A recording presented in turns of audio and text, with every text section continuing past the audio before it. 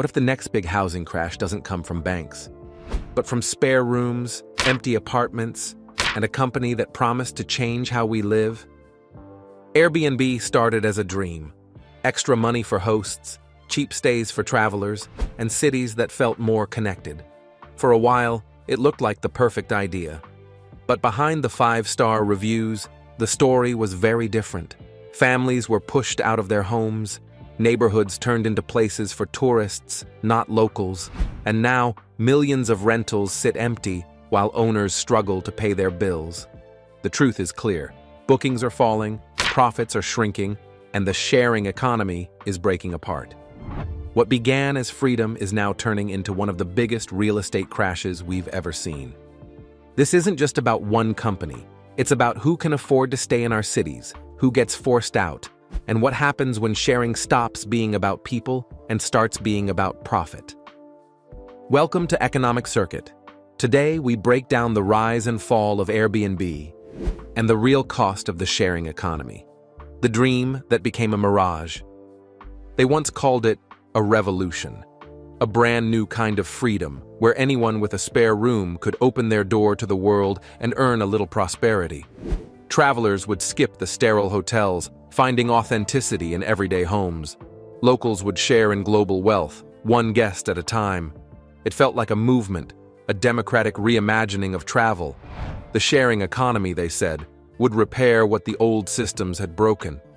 And for a brief moment, it almost looked like the promise was real. But revolutions have a way of hiding their shadows. Behind the glowing hashtags, the glossy superhost badges, and the viral marketing campaigns, a quieter story was unfolding. One that few noticed until it was too late. Whole neighborhoods were changing hands without a single moving truck pulling up. Families were being priced out of streets they had lived on for decades, replaced not by new neighbors, but by suitcases and lockboxes. Empty apartments no longer waited for a new generation, but for the next 5-star review. The so-called revolution turned into an empire, and empires eventually face collapse. That's where we are today. Across the globe, the numbers are turning against the dream. Occupancy rates, once the lifeblood of the model, are slipping below survival levels. Airbnb's global occupancy has fallen to 48.3%, a number that would have been unthinkable in its heyday. In the United States, what used to be 57% in 2024 shrank to 50% just 1 year later. And in some cities like Austin, it's a catastrophe. A shocking 24% occupancy. Rooms sit empty, mortgages go unpaid. The optimism that once powered hosts now suffocates them. The real estate market itself is bracing for impact. Between 1.5 and 2.3 million properties once dedicated to short-term rentals are expected to flood the housing supply over the next 2 years. This isn't a normal market correction. This is the setup for the largest real estate sell-off in modern history. And while the company's revenue still showed a 12% bump last year, profits have been nearly sliced in half. It's the kind of hollow victory that signals an endgame. So how did we get here? How did a model built on spare bedrooms and extra cash evolve into a system hollowing out cities and then stumble into collapse? To understand the wreckage, we need to retrace the promises, the numbers, and the turning points. Welcome to Economic Circuit, where we break down the forces shaping our economy, past, present, and future. Today, we pull apart the story of Airbnb's rise, its transformation, and its unraveling. The idea began simply enough. Why let an extra room sit empty when it could generate cash? Why not connect travelers with locals instead of with faceless hotels? It was marketed as empowerment, the chance for ordinary homeowners to dip into the swelling tide of global tourism. At first, that was true. For a few, it even worked beautifully. But the math behind the model didn't stay small. Each percentage point increase in short-term rentals pushed rents up by 0.018% and property values up by 0.026%. On paper, those numbers looked trivial. But economics compounds like interest.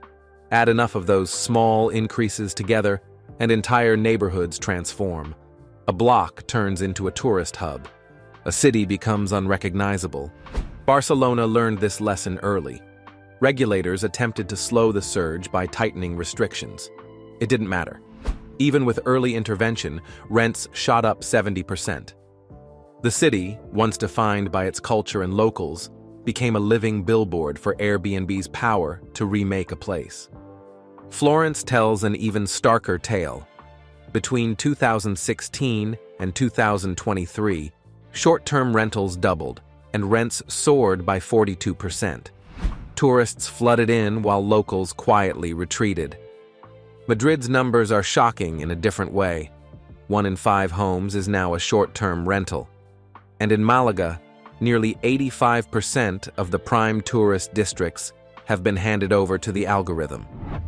What used to be multi-generational neighborhoods are now stage sets, rebuilt daily for strangers. This was not confined to Europe.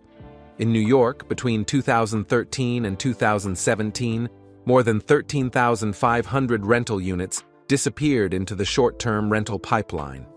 A single company now accounts for a fifth of the yearly increase in U.S. rents.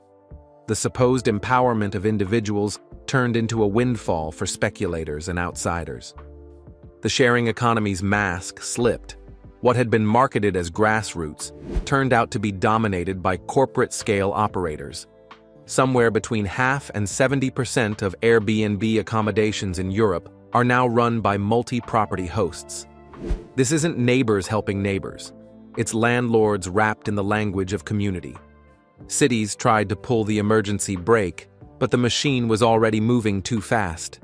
In Amsterdam, even after a 54% drop in listings, rents still climbed 34%. Barcelona saw a 24% fall in short-term rentals, but prices kept rising.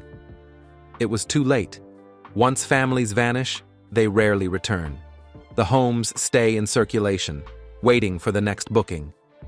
The community doesn't come back with a simple ban. What began as neighbors opening their homes ended as strangers trading neighborhoods. The so-called democratization of travel pushed locals into exile. And the damage wasn't just financial, it was cultural, generational, and permanent. The new lords of the algorithm. If you zoom out, the story is even clearer. In the United States alone, there are now more than 2.4 million short-term rental listings. Across Europe, half or more of these aren't run by individual homeowners, but by faceless hosts who manage dozens, sometimes hundreds of properties. The romanticized image of a host greeting guests with a smile is mostly gone. Instead, software automates the pricing, scheduling, and communication. A traveler books a unit, receives a door code via auto message, and leaves before anyone in the building even knows their name. The human connection is erased. What remains is a business model, lean and ruthless. The algorithm rewards those who scale.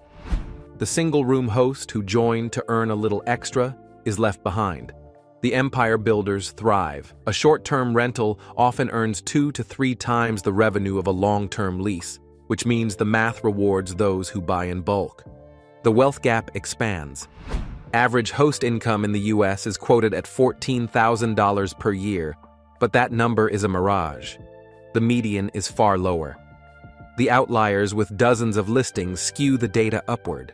For the ordinary host with 1 or 2 units, the dream rarely lives up to the spreadsheet. What flourishes is a new class of landlords. They don't live in the cities they profit from. They don't know their tenants. They never shake a hand or share a story. Their assets are managed through booking engines and software designed to capture price surges during festivals. They own codes, not communities. Each booking reshapes the city. Homes once built for permanence are now defined by calendars.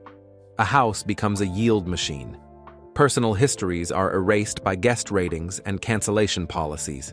A cafe that once thrived on neighbors now rebrands into a smoothie bar for tourists who will never return. Schools shrink as families move away. Voter rolls thin out. Communities dissolve silently. Regulators play catch-up, But the platforms innovate faster. Cities ban party houses, limit rental nights, demand licenses. Platforms launch co-host networks, roll out new features, and create loopholes to keep big players afloat. It becomes a race, policy versus algorithm, and the algorithm always seems one step ahead. The harm isn't measured only in rent hikes. It's in the erosion of permanence, the quiet exile of locals, the hollowing out of identity. A city isn't just its skyline or its festivals. It's the people who stay after the music ends. When they disappear, something vital vanishes with them. And the most troubling part? This wasn't orchestrated as a grand conspiracy. It happened through countless small optimizations, each one rational, each one seemingly harmless, but together they created a new form of serfdom. Digital, algorithmic, and nearly invisible. In the end, we are left with a paradox. A platform that promised to share the world instead carved it into rentable fragments. The number of listings grows, the distance between neighbors grows faster. The model was elegant until it wasn't. Growth looked infinite until it stalled.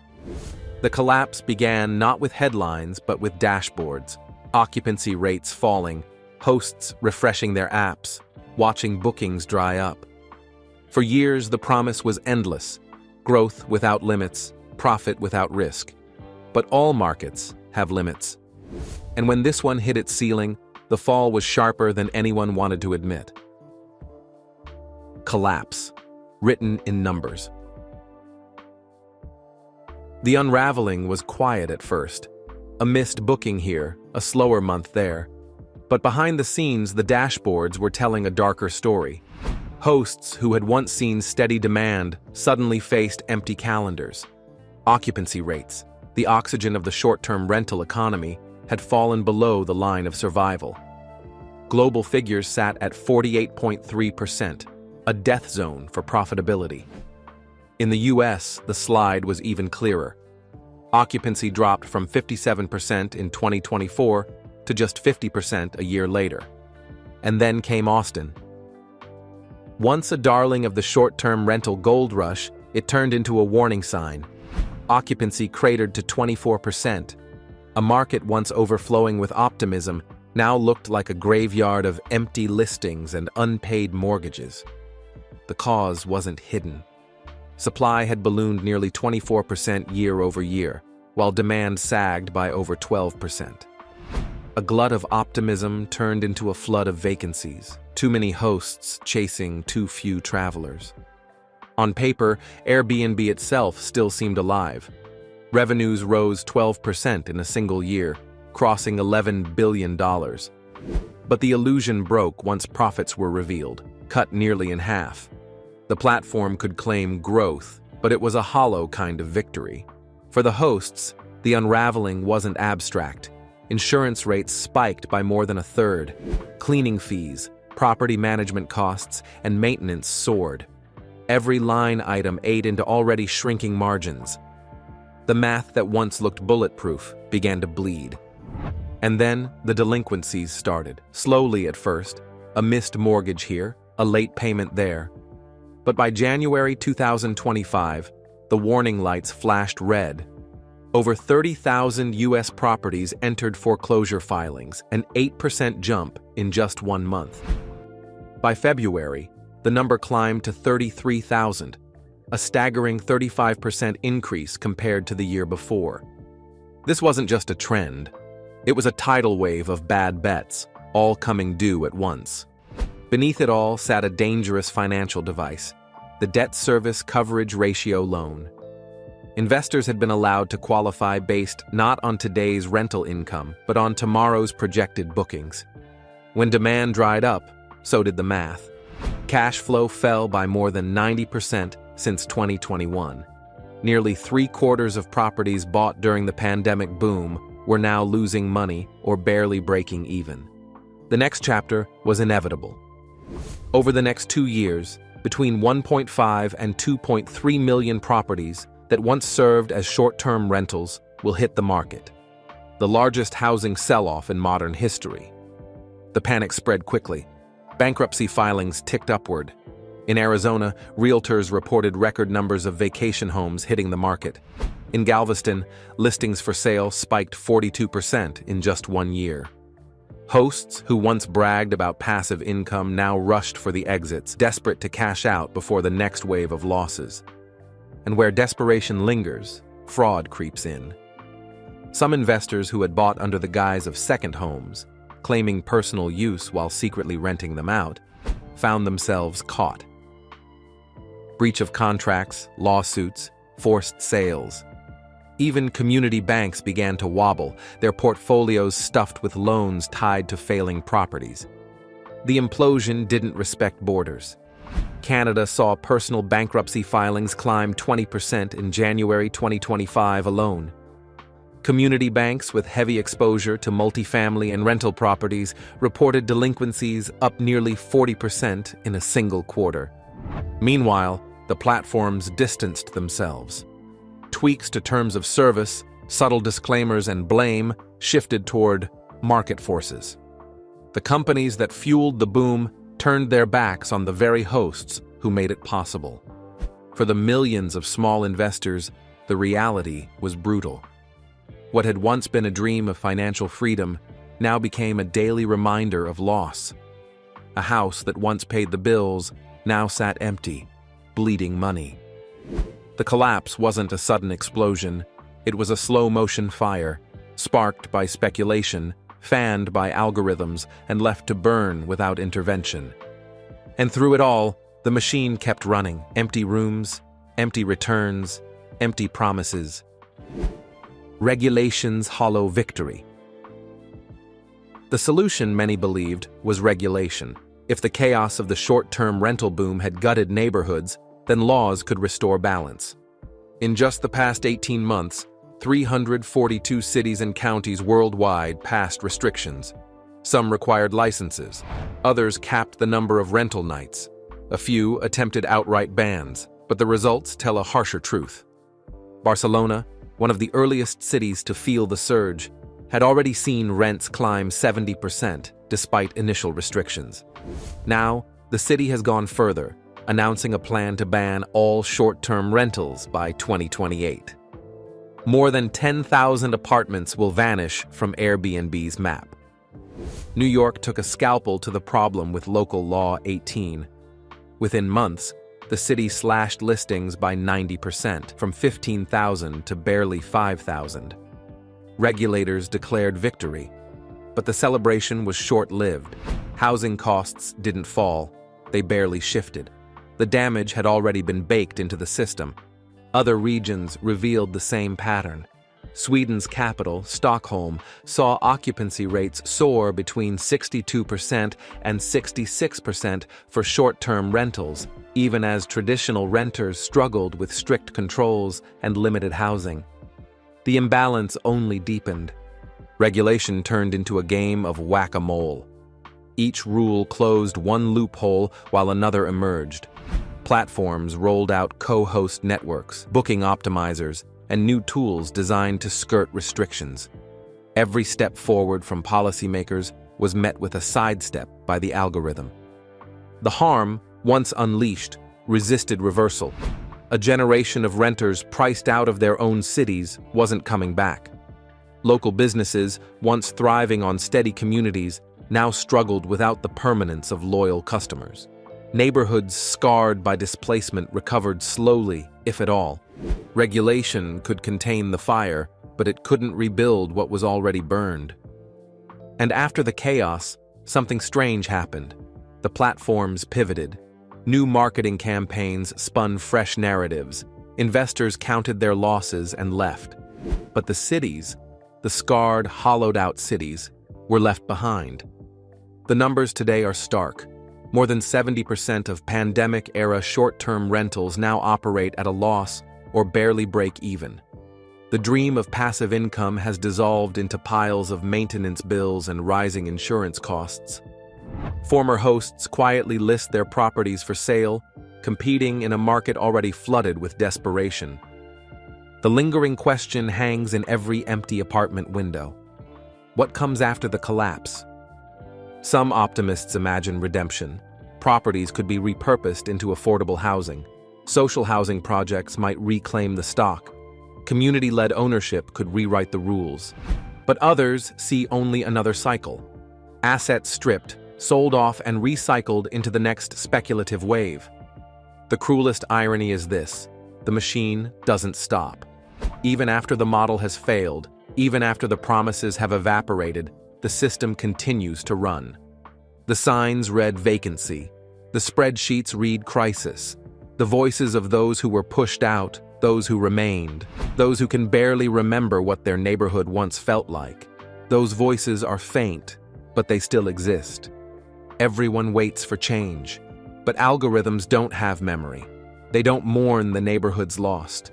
They don't pause to consider what's gone. They just optimize again and again until the cycle begins anew. The story of Airbnb is more than just a tale of a company. It's a lesson in how technology, wrapped in the language of freedom and opportunity, can quietly reshape entire cities.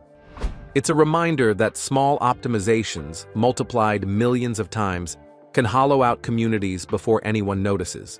The so-called sharing economy promised to connect us. What it left behind was distance, between neighbors, between generations, between the dream and the reality. And as the largest sell-off in housing history looms, one truth becomes impossible to ignore. What we share is not always what we keep. If this story opened your eyes, don't keep it to yourself. Hit like, share it with a friend, and let's spread the word about what's really happening in our cities.